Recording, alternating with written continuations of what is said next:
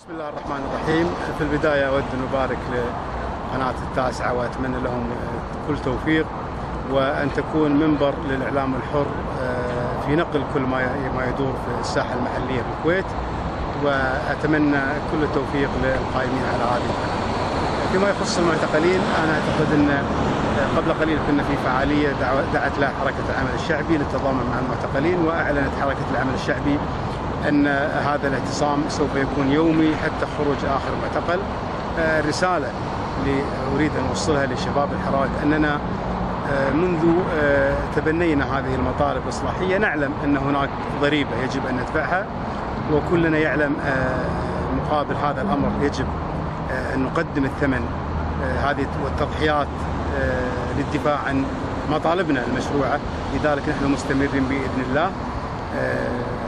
بعد خروج المعتقلين سوف يكون هناك فعاليات أخرى، ولن يهدى لنا بال حتى تتحقق المطالب ويحاسب المتآمرين اللي قاعدين يلعبون في البلد وأعاثوا في البلاد الفساد. لذلك احنا نقول لهم أن الحراك مستمر بإذن الله حتى بعد خروج المعتقلين.